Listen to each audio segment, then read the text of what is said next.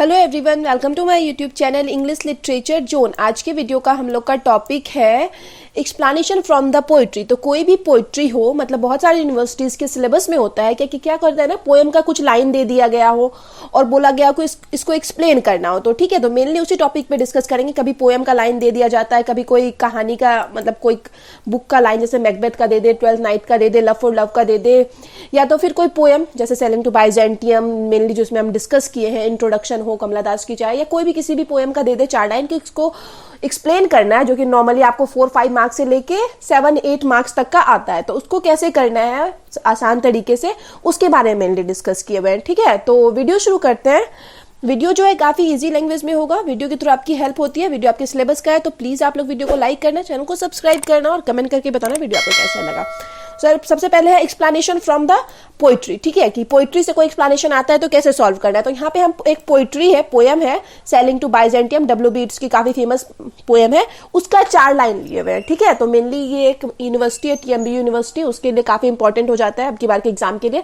But इससे ना क्या होगा कि आपको आइडिया मिल जाएगा कैसे पोएम का एक्सप्लेनेशन लिखना है। कोई भी पोएम आ जाए तो एक्सप्लेनेशन कैसे लिखना है। ठीक है, तो मेनली पार्टिकुलर हम यूनिवर्सिटीज, मतलब TMBU के लिए बात कर रहे हैं, लेकिन आपको कोई भी यूनिवर्सिटी से हो, कोई भी पोएम आपके सिलेबस में हो, आप इस तरीके से उसका एक्सप्लेनेशन रेडी कर सकते हो। बहुत आसान तरीका है। वैसे तो कंफर्मेशन नहीं होता है कि कौन सा पोएम का लाइन आएगा, बट हम लोग एक होता है ना, अंदाज लगा के एक सजेशन रेडी करके चलते हैं, तो उस तरह के अकॉर्डिंग कर रहे हैं। लेकिन आपको अगर 100% कंफर्मेशन चाहिए कि हम जो याद करके जाएं, तो आपको क्या करना होगा ना, प्रीवियस ईयर के क्वेश्चन के अकॉर्डिंग, कोई भी यूनिवर्सिटी से हो आप, प्रीवियस ईयर के क्वेश्चन के अकॉर्डिंग 4-5 कविता सेलेक्ट करना है, 4-5 पोएम सेलेक्ट करना है, जिससे हम देखेंगे कि एक्सप्लेनेशन आ रहा है उस पोएम से, उस पोएम का बेस तैयार कर लेंगे, या उस पोएम का जो है ना एक समरी वाला वीडियो देख के माइंड में रखेंगे इस पोएम का मेन समरी क्या है, ताकि अगर लिखने लगे तो आराम से उस पोएम पे हम 2 पेज लिख लिए। ठीक है, और पोएम को 1-2 बार दिन में निकाल के देख लेंगे कि इस पोएम का थोड़ा स्ट्रक्चर इस तरीके का है, कुछ वर्ड ऐसे यूज किया गया, जैसे हमको समझ में आ जाए कि ये पोएम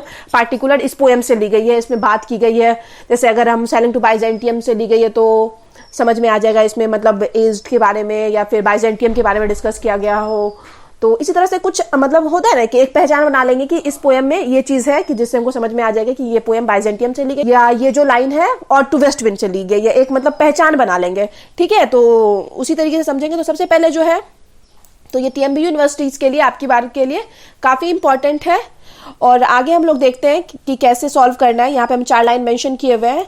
तो सबसे पहले आपको लिखना है, जिसमें कि हम इसको नॉर्मली 8 मार्क्स के लिए सॉल्व किए हुए हैं। ठीक है, तो आप इसको अपने मार्क्स के अकॉर्डिंग छोटा बड़ा कर सकते हो। तो सबसे पहले लिखना है, this poetic lines have been taken from William Butler Yeats famous poem sailing to Byzantium. तो कोई भी कविता हो, कोई भी पोएट हो, तो आप इस तरीके से लिख सकते हो। पहले हम क्या करते थे ना, this poetic lines has use कर लेते थे मोस्टली। अगर हम 1-2 बार पहले भी वीडियो अपलोड कर रखे हैं कुछ पोएम्स पे, एक्सप्लेनेशन पे, तो उसमें हैज यूज कर लेते थे, बट ध्यान रखिएगा यहाँ पे हैव होगा।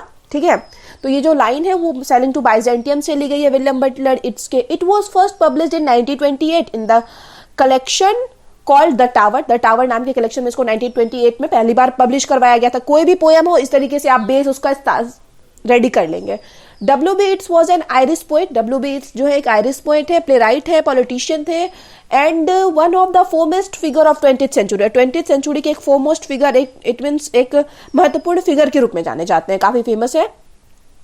He was awarded the Nobel Prize in Literature in 1923 और नोबेल प्राइज भी मिला उनको, नोबेल प्राइज भी मिला लिटरेचर के लिए 1923 में। अब आगे है sailing to Byzantium is the story of a man. Sailing to Byzantium जो है वो स्टोरी है एक मैन की, to a man who is travelling to a new country, जो कि ट्रेवल कर रहा है न्यू कंट्री बाइजेंटियम। ठीक है, एक बाइजेंटियम नाम की कंट्री ट्रेवल कर रहा है। A spiritual resort to him, जो कि उसके लिए एक स्पिरिचुअल रिजॉर्ट यानी आध्यात्मिक प्लेस है, आश्रय ठहरने का स्थान है। Byzantium was an ancient Greek colony. Byzantium जो है पुरानी ग्रीक की एक कॉलोनी है, लेटर नेम जिसका कि बाद में जो नाम पड़ा वो पड़ा कॉन्स्टेंटिनोपल। ठीक है, which is situated where Istanbul Turkey now stand, जो कि स्थित है, कहाँ स्थित है, जहां पे अभी तुर्की इस्तांबुल जो स्थित है ना, वहीं पे स्थित था। इन द पोएम, इस पोएम में the speaker feels the country, जो स्पीकर है, वक्ता है, वो फील करते हैं जो कंट्री है इन विच ही रेसिडेंस, यहाँ पे रेसिडेंस का स्पेलिंग सही कर लीजिएगा, तो जिस कंट्री में वो लोग रह रहे हैं, is no place for old, मतलब जहाँ पे पोएट रह रहे हैं, उन स्पीकर जो है इस पोएम के रह रहे हैं, उनको ऐसा लगता है कि वो जगह बूढ़े लोगों के लिए नहीं है। It is only welcoming the young and promising, ये सिर्फ स्वागत करती है किसका, यंग का और प्रॉमिसिंग जो होनहार हो, जिसके अंदर कुछ मतलब स्पेशलिटीज हो, उनके लिए ये कंट्री, ठीक है, पोएट ऐसा मानते हैं। The speaker thus decide to travel to Byzantium, इसलिए जो स्पीकर है, पोएट है, वो डिसाइड करते हैं कहाँ ट्रेवल करने की, बाइजेंटियम ट्रेवल करने की, एंड लेटर टू इटर्निटी, और बाद में इटर्निटी तक जाने की, where age is not an issue, जहां पे एज है ना इशू ना हो, किसी तरीके का मुद्दा ना हो, and he will be able to transcend his physical life, और ताकि वो अपने फिजिकल लाइफ को ट्रांसेंड, इट मीन्स इस चीज के बियॉन्ड जा सके, इस चीज से ऊपर उठ सके कि फिजिकल लाइफ उसके लिए इंपॉर्टेंट ना हो। फिर आगे है, it is a 4 stanza poem, या 4 स्टांजा की पोएम है, इच कॉन्टेनिंग 8 लाइन, जिसमें कि हर में 8 लाइन है। There is a set rhyme scheme throughout the poem, A B A B A B double C, ऐसे करके जो राइम स्कीम है इस पोएम का वो है ए बी डबल सी है। Yeats wrote this poem in iambic pentameter, Yeats जो है इस पोएम को लिख रखे आयम्बिक पेंटामीटर में, and there is a rhyming couplet at the end of each stanza, और हर स्टांजा के एंड में हम लोग को राइमिंग कपलेट, 2 कपलेट यानी होता है 2 लाइन देखने को मिलता है, जो दोनों एक जैसा है, जिसका की राइम स्कीम है, तो डबल सी यहाँ पे हम उसका लिख भी रखे हैं, ठीक है। तो ये लाइन भी, ये 3 स्टांजा, तो यहाँ पे जो अब हम 3 स्टांजा डिस्कस किए, आप देख चुके हैं कि पिछले में मतलब हम ऊपर 3 स्टांजा डिस्कस किए, ठीक है। सबसे पहले ये दिस पोएटिक लाइन, फिर सेलिंग टू बाइजेंटियम, और ये थर्ड वाला stanza.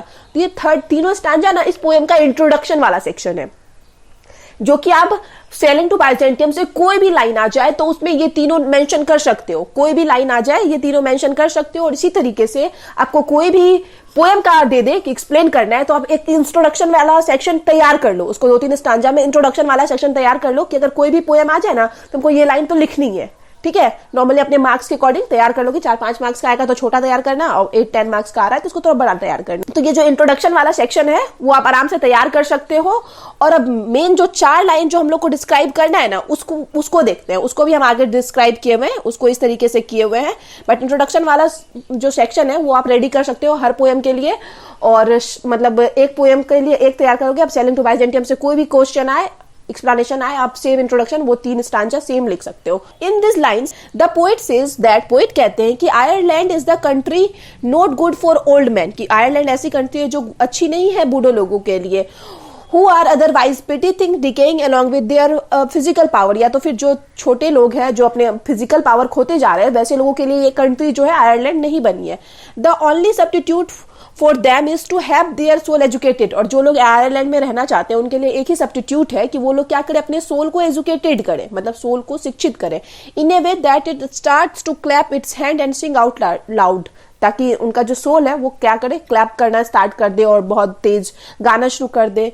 The newly learn song, और जो नया सीखा हुआ जो सॉन्ग है ऑफ द सोल, सोल का, मेक्स इट रिजॉइस, या क्या करेगा, सोल को खुश कर देगा, ठीक है। फिर आगे है, the poet says that the only difficulty is to find such a singing school, और ये जो मतलब अब सोल को एजुकेट करने की बात है, तो ये जो एजुकेट कैसे होगा, तो ये यहाँ पे पोएट को एक डिफिकल्टी मिलती है, प्रॉब्लम मिलती है कि क्या, फाइंड ए सिंगिंग स्कूल, कि वो सोल के एक सिंगिंग स्कूल ढूंढने की डिफिकल्टी आ जाती है, where the soul can get educated, जहाँ पे सोल एजुकेटेड हो सकता है, शिक्षा ले सकता है। बिकॉज क्योंकि every singing school in the country of Ireland, country मतलब जो है आयरलैंड, वहां पे जितने भी सिंगिंग स्कूल है, is concern with studying monuments, वो सारी वो एक तरह से स्मारकों के बारे में बताती है, ठीक है। स्कूल क्या बताती है, स्मारकों के बारे में बताती है, और देयर सिग्निफिकेंस, और उनके महत्व को बताती है, rather than caring for unaging intellect, ना कि अनएजिंग के बारे में बताती है कि बूढ़े लोगों के बारे में। पोएट को वैसा स्कूल नहीं मिल पा रहा है जहां पे वो सोल को एजुकेट कर सके, ठीक है। अब ये देखते हैं, देयरफॉर अंततः as the poet does not find the right school to educate his soul, कि पोएट को अब राइट स्कूल नहीं मिल रहा है अपने सोल को एजुकेट करने के लिए, he travel across the seas, वह समुद्र को पार करते हैं, and reaches the holy city of Byzantium, और कहाँ पहुंच जाते हैं, होली सिटी, पवित्र सिटी बाइजेंटियम पहुंच जाते हैं। ये जो 10 वाला लाइन है ना, ये भी आखिरी का स्टांजा, जो कि आप तैयार कर सकते हो कि पोएम से कोई भी लाइन आ जाए वो आप सेम लिखोगे, तो ये आखिरी का स्टांजा, अगर सेलिंग टू बाइजेंटियम से कोई भी लाइन आ जाए तो वो आप लिख सकते हो 10 इस प्रकार, थ्रू दिस लाइन्स, इस लाइन्स के जरिए। The speaker wishes to forget his decaying body, speaker क्या चाहता है, अपनी डिकेइंग नष्ट होने वाली बॉडी को भूलना चाहता है, and educate his soul for immortality और अपनी सोल को इमॉर्टैलिटी यानी अमरता के लिए क्या करना चाह रहा है, एजुकेट करना चाह रहा है, ठीक है, मतलब शिक्षित करना चाह रहा है। तो यहाँ पे खत्म होता है। तो इस तरीके से हम आपको क्या बताएं कि ऊपर का सेक्शन, इंट्रोडक्शन वाला सेक्शन एक्सप्लेनेशन का, और सबसे आखिरी में जो लिखना है ये वाला सेक्शन आपको क्या करना है, प्रिपेयर कर लेना है कोई भी यूनिवर्सिटीज में कोई भी पोएम के लिए, ठीक है। बाकी बीच का सेक्शन आपको हर लाइन के लिए अलग अलग होगा। तो अगर बीच का सेक्शन नहीं भी मिलता है ना, तो आप इंट्रोडक्शन और नीचे का लिख दोगे तो आपको कुछ कुछ नंबर तो मिल ही जाएगा, और बीच के सेक्शन में थोड़ा बहुत जो भी माइंड में आए पोएम किस चीज के बारे में है वो लिख देते हो तो नंबर मिल जाएगा, ठीक है। छोड़ना नहीं, बस एग्जाम में कोई भी क्वेश्चन छोड़ना नहीं, मार्क्स बहुत कम हो जाता है, ठीक है। ये वाला फर्स्ट क्लियर हो गया जो कि टीएमबी यूनिवर्सिटीज के लिए इंपॉर्टेंट है, बट कंफर्मेशन नहीं होता 100% की सेम आ जाएगा। बस आप एक अंदाजा लगा के चल सकते हो कि ये आ सकता है और इस तरीके से हम आंसर दे सकते हैं। अगर सेलिंग टू बाइजेंटियम जो कि चांसेस है 60-70% की आ जाएगा, बट 30-40% तो हम लोग को लेके चलना पड़ता है ना कि हो सकता है मैच ना करे। तो बस एक हम आइडिया दे रहे हैं कि इस तरीके से आप लिख सकते हो। अब जो दूसरा एक्सप्लेनेशन है पोएट्री वाला सेक्शन का जो कि टीएमबीयू के लिए इंपॉर्टेंट है, वो है be through my lips to awaken earth. तो ये जो ओ विंड, यहाँ पे हम ओ विंड देख के समझ जाते हैं कि ये जो है ना ऑड टू वेस्ट विंड से ली गई है लाइन, ठीक है। तो ये तो नॉर्मली हम बहुत बार इस पोएम को पढ़ चुके हैं तो हमको आइडिया आ जाता है, बट आपको नॉर्मली 4-5 पोएम सिलेक्ट करके उसको थोड़ा देखना पड़ेगा कुछ दिन तक, ताकि आपको उसकी कुछ लाइन याद रहे, और उसका थोड़ा सा एक्सप्लेनेशन वाला भी वीडियो आपको देखना पड़ेगा, ताकि अगर आप मतलब लिख नहीं रहे हो ना, नोट्स नहीं तैयार कर रहे हो, तो explanation eight the and mind में है, तो उस पर हम आप 10 लाइन तो आराम से लिख सकते हो, ठीक है। 10-15 लाइन आराम से लिख सकते हो। अगर पोएम का एक्सप्लेनेशन भी आपके माइंड में है तो 10 लाइन, अगर मतलब 8 नंबर की है, अगर 10 लाइन आप लिख देते हो तो नॉर्मली 2-3 मार्क्स आपको मिल जाएगा, छोड़ना नहीं है बस। तो ठीक है, तो ये जो है और टू वेस्ट विंड से है जो कि ली गई लाइन है जो कि आपकी बार के लिए इंपॉर्टेंट है। तो इसको एक्सप्लेन करते हैं कि इसको कैसे लिखना है, ठीक है, देखते हैं। तो फिर से सेम इंट्रोडक्शन वाला जो सेक्शन है जो सारे पोएम के लिए सेम रहेगा, जो कि हम इस लाइन में मेंशन किए हुए हैं, तो वो हम लोग देखते हैं कि कोई भी लाइन आ जाए और टू वेस्ट विंड से तो आप सेम ये चीज लिख सकते हो। This poetic lines have been taken from PB Shelley famous ode to west wind. तो ये जो पोएटिक लाइन्स है वो ली गई है ऑड टू वेस्ट विंड से, जो कि पीबी शैली की पोएम में है। PB Shelley full name pursed Bysshe Shelley was, PB Shelley जिनका की फुल नेम है Percy Bysshe Shelley, was one of the major English romantic poet. तो रोमांटिक पोएट थे PB Shelley. The poem was written in 1819, पोएम को 1819 में लिखी गई है, बट ओरिजिनली पब्लिश्ड इन 1820, लेकिन ओरिजिनली जो पब्लिश की गई थी वो 1820 में की गई थी।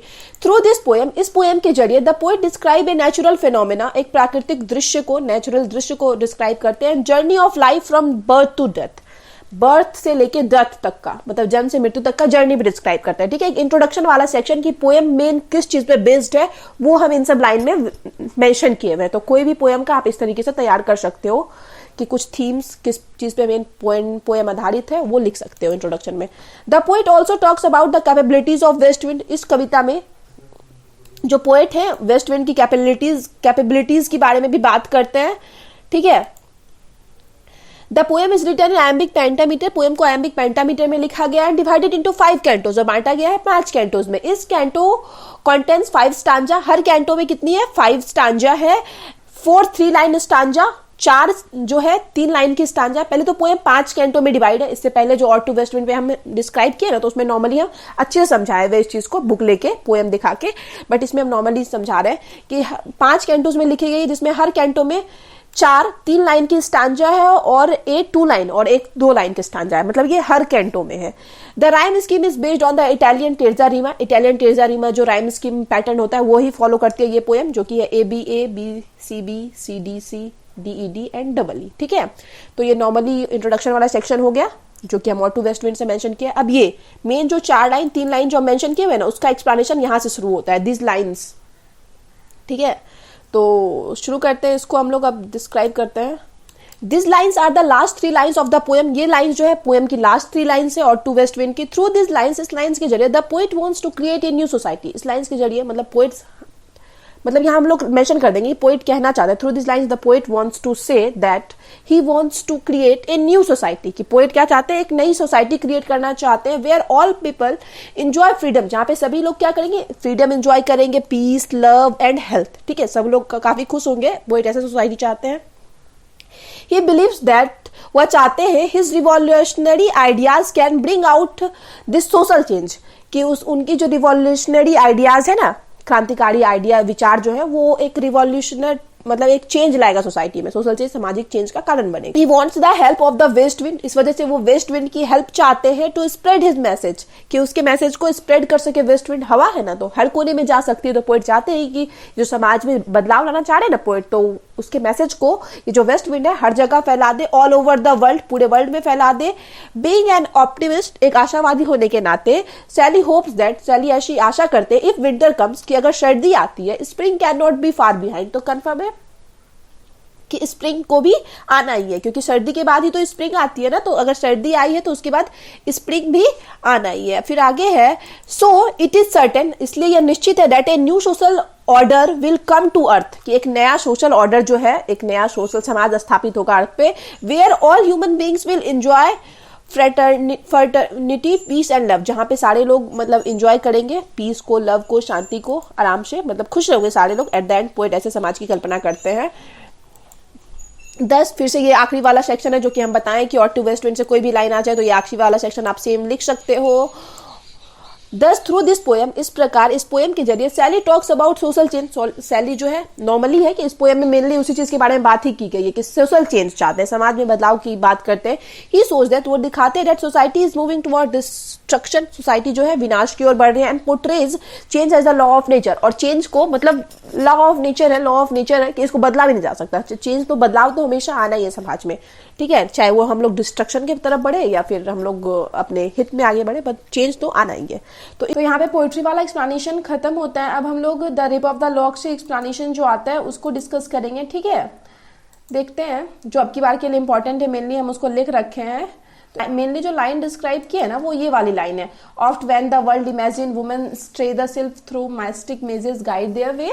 लेकिन इसमें जो हम स्टार्टिंग का 2 लाइन जो 2 स्टैंजा मेंशन किए हुए ना, तो कोई भी एक्सप्लेनेशन आ जाए आपको 2 स्टैंजा सेम लिखना है और आखिरी का स्टैंजा सेम लिखना है। बस बीच का हम जो इस लाइन को डिस्क्राइब किए, इन चारों लाइन को डिस्क्राइब किए, वो आपको हर लाइन के लिए अलग अलग होगा। बाकी the rape of the lock से कोई भी एक्सप्लेनेशन आता है तो ये स्टार्टिंग का सेक्शन आप सेम लिख सकते हो, ठीक है। तो देखते हैं कैसे लिखना है। सबसे पहले जो हम बताएंगे, शुरू का 2 लाइन आपको कोई भी एक्सप्लेनेशन आ जाए ये लिखना ही है। The rape of the lock का कोई भी एक्सप्लेनेशन आने पे तो वो जो लाइन है वो है, this lines have been taken from the rape of the lock. ये जो लाइन है वो रेप ऑफ द लॉक से ली गई है, जो कि मॉक एपिक पोएम, जो कि एक मॉक एपिक पोएम है। मॉक एपिक पोएम ऐसी पोएम होती है जिसमें कि हीरो का कैरेक्टर कोई फूल को दे दिया जाता है, कोई मूर्ख जो होता है ना उसको दिखाया जाता है हीरो के रूप में। In the heroic couplet which is compose bye a very talented, जिसको कि कंपोज किया गया एक बहुत ज्यादा टैलेंटेड पोएट एंड ट्रांसलेटर के द्वारा of the new classical age Alexander Pope, जिसको कि कंपोज किया गया है एक बहुत ज्यादा टैलेंटेड पोएट और ट्रांसलेटर जो न्यू क्लासिकल एज के अलेक्जेंडर पॉप के द्वारा। Considered the foremost English poet of the 18th century, जो कि माने जाते हैं सबसे महत्वपूर्ण पोएट 18th सेंचुरी के। And a master of heroic couplet, और हीरोइक कपलेट के क्या माने जाते हैं, मास्टर माने जाते हैं। He is best known for satirical and discursive poetry, वो जो मेनली जाने जाते हैं वो सटैरिकल, व्यंग्यात्मक और डिस्कर्सिव विवादित पोइट्री के लिए जाने जाते हैं, इंक्लूडिंग जिसमें कि शामिल है the rape of the lock, the Dunciad and an essay on criticism. तो ये वाला स्टांजा जो कि हम बोले कोई भी एक्सप्लेनेशन आता है सेम लिखना है। अब सेकंड देखते हैं, सेकंड स्टांजा भी आपको the rape of the lock से एक्सप्लेनेशन आने पे सेम ही लिखना है। सेकेंड स्टांजा में है, the rape of the lock is a satire on the contemporary society, उस टाइम के समाज पे एक तरह से व्यंग्य है rape of the lock of the upper class समाज पे। It is also a satire on the fashionable and artificial decoration, या उस टाइम के आर्टिफिशियल और फैशनेबल डेकोरेशन पे भी व्यंग है of the upper class people, upper class society के जो लोग थे उनके फैशनेबल और आर्टिफिशियल डेकोरेशन दिखावे पे भी एक तरह से कमेंट है। हु थिंक देमसेल्फ, जो कि खुद को समझते थे, सुपीरियर टू अदर, दूसरों से खुद को बड़ा समझते थे, in term of their artificial beauty, अपने आर्टिफिशियल ब्यूटी के आधार पर खुद को दूसरे से बड़ा समझते थे। The first version of this poem publish in 1712, first version जो इस पोएम का पब्लिश करवाया गया वो 1712 में करवाया गया। कंसिस्टेड ऑफ 2 कैंटोज, जिसमें कि 2 कैंटोज थे। And the final version published in 1714, और फाइनल वर्जन जो पब्लिश करवाया गया वो 1714 में करवाया गया। वॉज एक्सपेंडेड टू 5 कैंटोज, और जिसमें कि क्या कर दिया गया, उसको बड़ा करके 5 कैंटोज में करवाया गया, ठीक है। पोएम पहली बार 1712 में पब्लिश हुई थी 2 कैंटोज के साथ, लेकिन बाद में 1714 में दोबारा पब्लिश करवाई गई, जिसमें उसमें 5 कैंटोज रखा गया, क्योंकि पोएम बहुत ज्यादा फेमस हुई थी तो पोएट इसको और भी मतलब प्रसिद्धि मिलने की वजह से इसको और बड़ा करके बाद में फिर से पब्लिश करवाएं। Belinda is the central character of this mock epic, इस मॉक एपिक की जो मेन कैरेक्टर है वो बेलिंडा है। She is also the heroine of this poem, वो इस पोएम की हीरोइन भी है। And the inspiration for the poet, और पोएट के लिए क्या है, इंस्पिरेशन भी है, कौन, बेलिंडा। ठीक है, तो ये जो अभी हम 2 स्टांजा डिस्क्राइब किए ना, तो वो दोनों स्टांजा कोई भी explanation rape of the lock से आ जाए आपको लिखना ही है। और मेनली अभी जो हम डिस्क्राइब करेंगे वो 4 लाइन हम मेंशन कर रखे हैं ना ऑफ वाला, तो वो 4 लाइन का यहाँ पे ऐसे इस तरीके से आपको एक्सप्लेन करना है। अगर वो 4 लाइन आ गया तो ठीक है, अगर नहीं आया तो ये 4 जो भी 5-6 लाइन बीच में आप डिस्क्राइब करोगे उसको आपको अपने माइंड से करना होगा। ठीक है, तो शुरू करते हैं। थ्रू दिस लाइन्स, इस लाइन्स के जरिए the poet says it is often that the people of the world think that, कि पोएट कहते हैं क्या, कि इस लाइन के जरिए पोएट कहते हैं कि जो वर्ल्ड के लोग हैं ना, पीपल ऑफ द वर्ल्ड, वो सोचते हैं that the some women are going straight, कुछ वुमेन जो है कुछ गलत कर रही है, मतलब कुछ रास्ता अपना भटक चुकी है, but the self are there to guide this women. लेकिन उस टाइम की सोसाइटी की बात हो रही है कि वो उस टाइम क्या होता था कि सिल्फ होती थी, परियां होती थी वैसी वुमन को गाइड करने के लिए जो अपना रास्ता भटक गई है।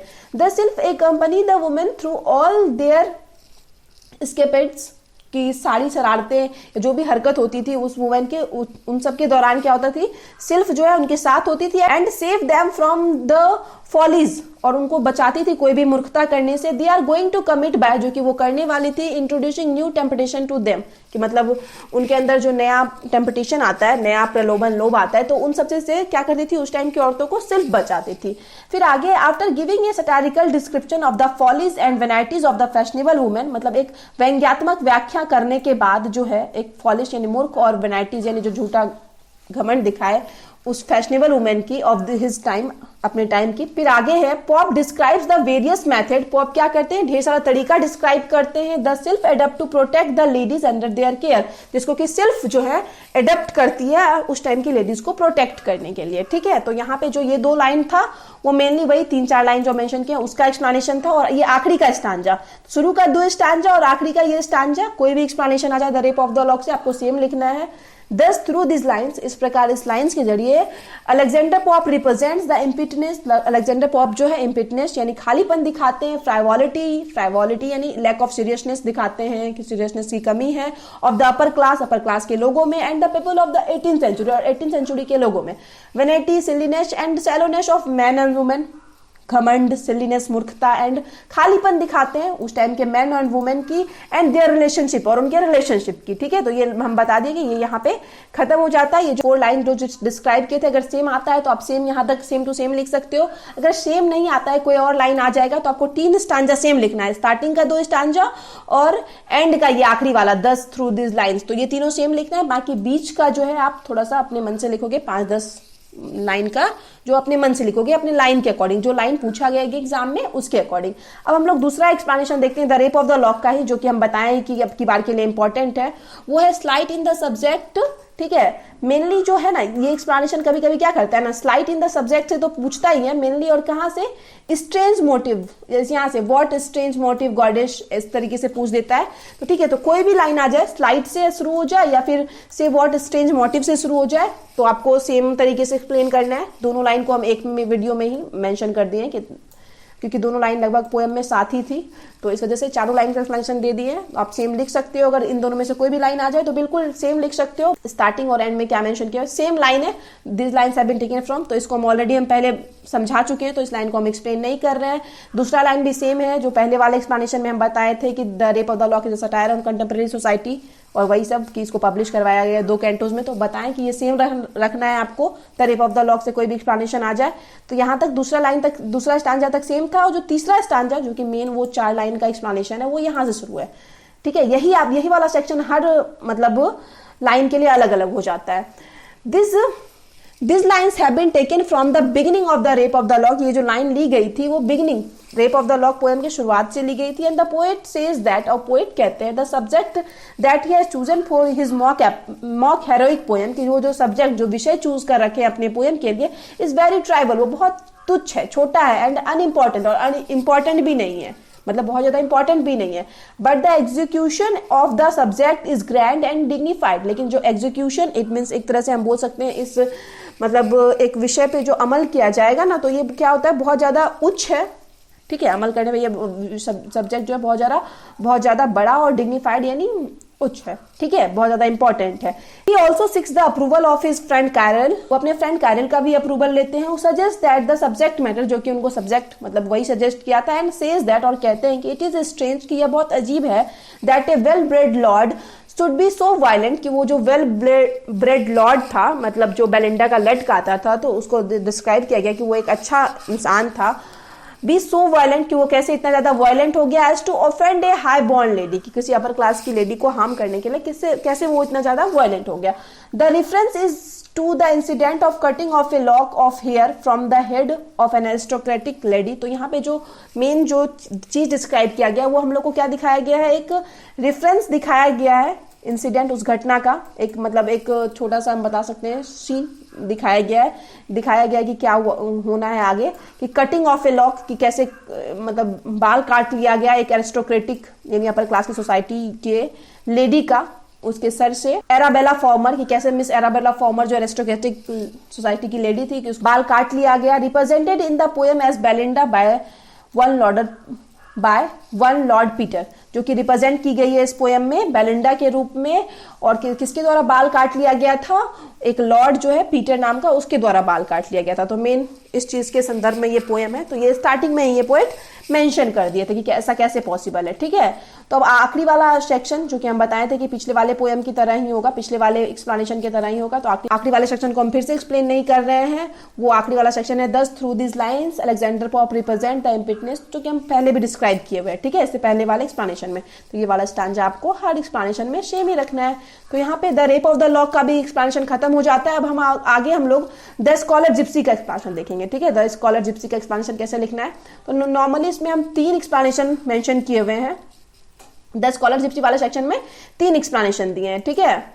तो इसमें जो है कभी कभी आपको एक्सप्लेनेशन इसमें आ जाएगा, तो सबसे पहले जो है ओ बॉन्ड वाला है, काफी इंपॉर्टेंट है। तो यहाँ पे ये वाला एक्सप्लेनेशन कभी कभी आपको ओ बॉन्ड से शुरू कर देगा द स्कॉलर जिप्सी का, और कभी कभी क्या हो जाएगा ना, दिस स्ट्रेन डिजीज से शुरू कर देगा। तो ये दोनों लाइन जो है बिल्कुल आसपास है, मतलब 3-4 लाइन के अगर हम मेंशन करते हैं तो आसपास है। तो ओ बॉन्ड से एक्सप्लेनेशन शुरू हो या दिस स्ट्रेन डिजीज से शुरू एक्सप्लेनेशन, आप सेम डिट्टो लिख सकते हो, बस अगर अलग आती है तो आपको वही बीच का 8-10 लाइन अपने मन से लिखना होगा। तो हम लोग इसको भी देखते हैं कि इसको आगे कैसे सॉल्व किया जाता है, इसको आप एक्सप्लेनेशन देखते हैं कि कैसे सॉल्व करना है। इंट्रोडक्शन वाला सेक्शन इसमें भी सेम रखना है आपको। This lines have been taken from the Scholar Gipsy, one of the most elegiac and philosophical poem. ये जो लाइन्स है, ये पंक्तियां हैं, वो ली गई है द स्कॉलर जिप्सी से, जो कि वन ऑफ द मोस्ट इलाजिक यानी शोक भरी पोएम थी और फिलोसफिकल दार्शनिक पोएम थी, written by a great poet, जिसको कि लिखा गया एक महान पोएट और क्रिटिक आलोचक मैथ्यू अर्नोल्ड के द्वारा।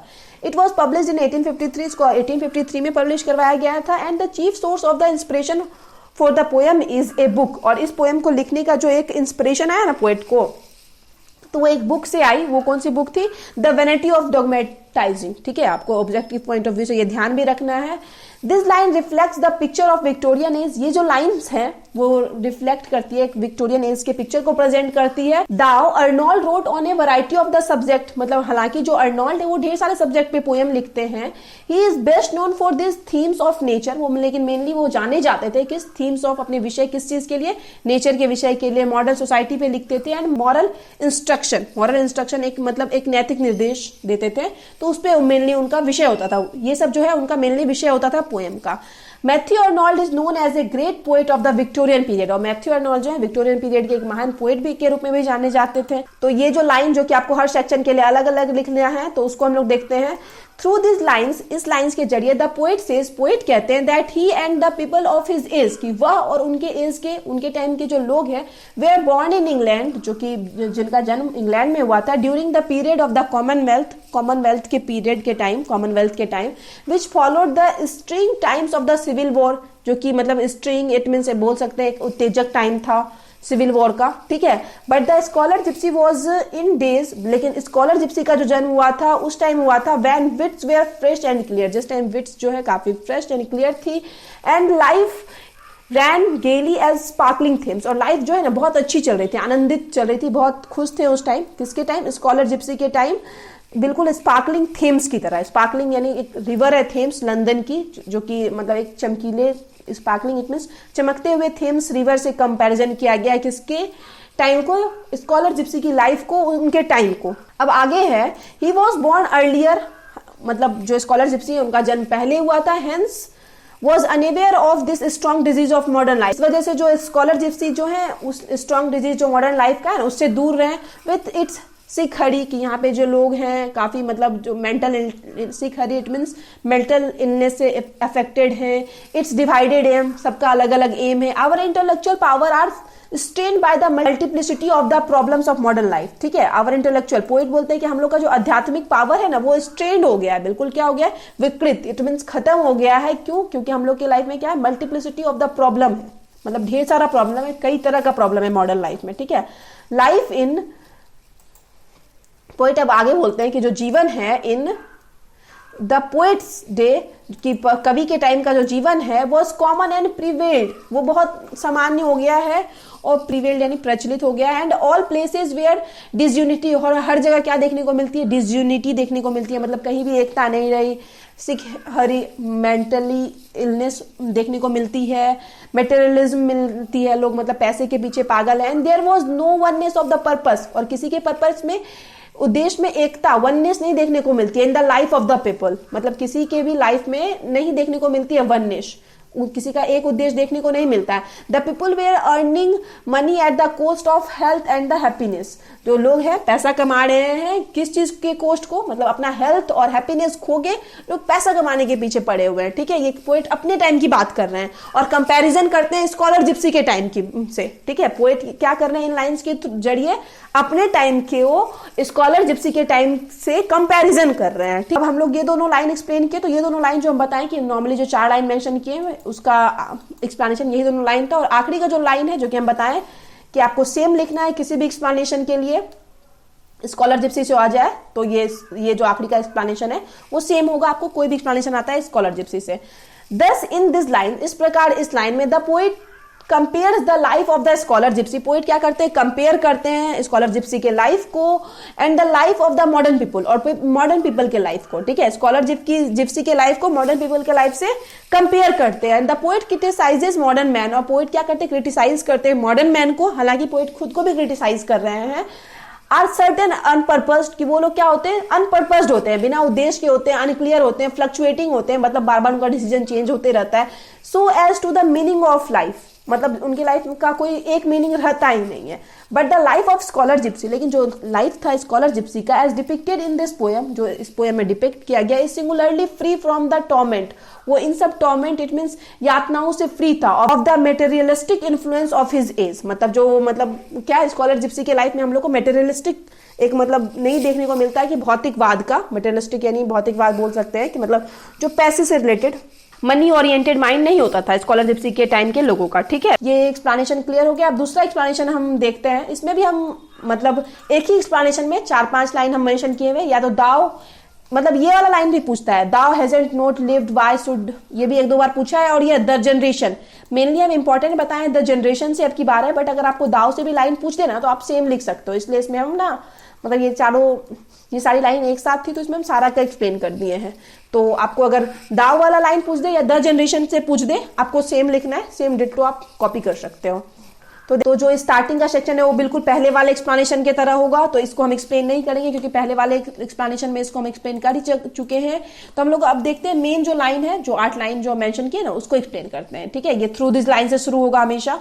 तो थ्रू दिस लाइन्स, इन लाइन के जरिए द्वारा the poet says that, poet कहते हैं that Scholar Gipsy has not lived ordinarily, कि जो स्कॉलर जिप्सी है वो नॉर्मली लाइफ नहीं जिया, hence he can not perish like the common man, इसलिए वो क्या होता है कि कॉमन मैन की तरह मर भी नहीं सकता। ही हैड वन एम, कि उसके जीवन में एक एम था, वन बिजनेस था, वन डिजायर था, और this oneness had saved the scholar, यही वननेस जो है स्कॉलर जिप्सी की वो उसको क्या रखेगी, बचा के रखेगी। और else he not must have perish like the common people, और वो क्या करेगा, कॉमन पीपल की तरह पेरिश यानी नष्ट नहीं हो सकता। एंड वी आवरसेल्फ सेल गो, जैसे मतलब हम लोग नष्ट हो जाएंगे, वैसे क्या है मतलब जो स्कॉलर जिप्सी का लाइफ है वैसा नहीं होगा, क्योंकि स्कॉलर जिप्सी जो है उसकी लाइफ में बहुत ज्यादा वननेस थी, वन एम था, वन बिजनेस था, वन डिजायर था, तो इस वजह से स्कॉलर जिप्सी की लाइफ नष्ट नहीं हो सकती है।